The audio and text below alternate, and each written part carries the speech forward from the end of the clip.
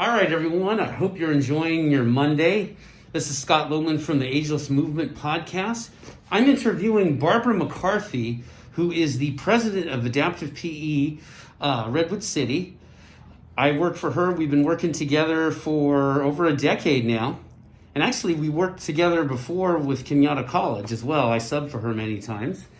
And Barbara, I just want to know what your thoughts are to you on Active Aging Week. And basically, what does Active Aging Week mean to you?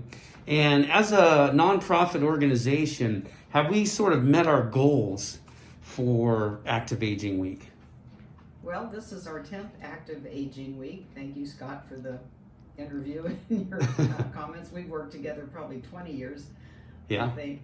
And Active Aging Week is a way to expand everyone's horizons because we're focused on a day-to-day basis on exercise for everybody.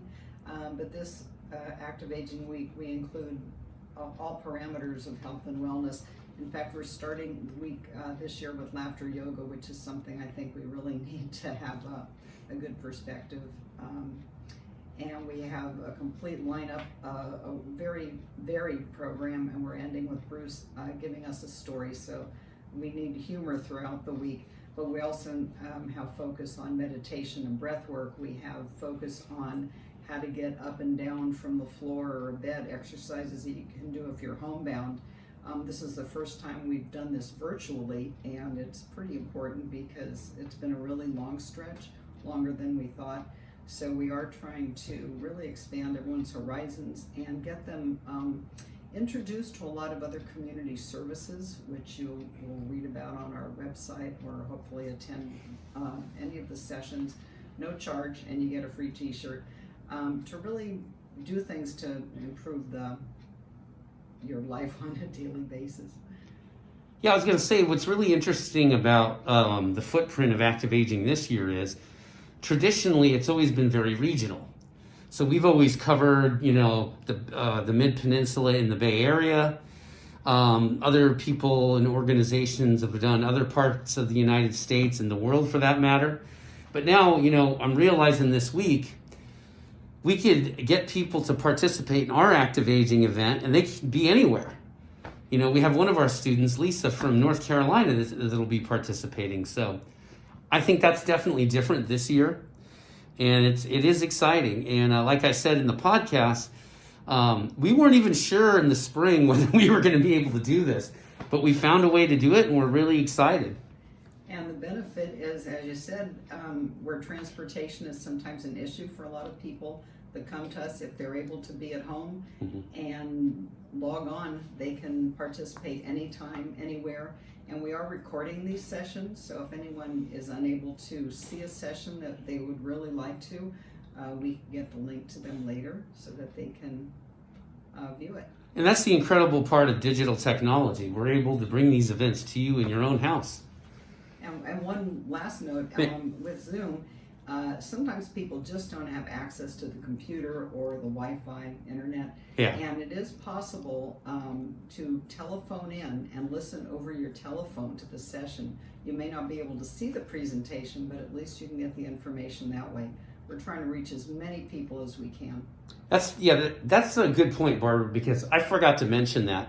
So even if you're if you're technologically impaired, if you don't really like using iPhones and iPads and all this sort of thing, you can call and you can listen. So that's another avenue for you to choose, okay? Well, that's great. Well, thank you, Barbara, for taking 5 minutes out of your day to talk about Active Aging Week coming up. And once again, Active Aging Week starts on Monday, October 5th and runs all the way through October 11th. 9th. Oh, 9th? I'm sorry. Oh, my goodness. I'm so glad that, for us it's the 9th, but for the whole country it's the 11th. Yeah. Sorry about that. No worries. I'm glad you corrected me, Barbara, because that's important for all of our students to know that. For everyone participating in our event, it's going to be through the 9th. Yeah. Awesome. Thanks, Barbara. Thanks, Scott. Here with Bruce Utech, who's the manager of Veterans Memorial Senior Center, the guy we have a partnership with in Adaptive PE Redwood City. So many years ago, he suggested that we host the first ever Active Aging Week at Veterans Memorial Senior Center. And my question to Bruce is, has it met your original vision of what you imagined it would be? And what are your thoughts on Active Aging Week in general as far as the goals of it and its reach? So Scott, I'm not an absolutely guy, but absolutely. I remember, I think it was your staff that approached me with it, Barbara and Susan and Hattie, and they told me about Active Aging Week. And I said, yeah, this is a great thing. That it was a nationwide program was, yeah, we need to do this. And that was also at the time, I believe, when the funding source, the original funding source was being cut. And we said, you know what, as part of a marketing, just a little piece of the marketing would be is if you guys do this Active Aging Week, you're trying to become a nonprofit, this would be look very good for you guys when you become a nonprofit. So to answer the question, yes, I think what you guys have done and how far you've brought it in the last 10 years is excellent. That's great. Also, one thing that I was kind of amazed planning for this whole event this year was that our reach now is pretty much all over the country or all over the world, right? Yes. Because we're doing it on Zoom. You know, traditionally we would always cover the Mid-Peninsula primarily, and now because you know, there's over 3,000 hosts I saw the other day that are registered to do this.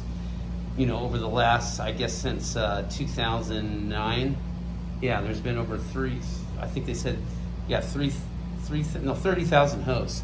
Anyway, we even have students now that are in other states that are going to participate in this, that are participating in our classes now since we're doing everything virtually.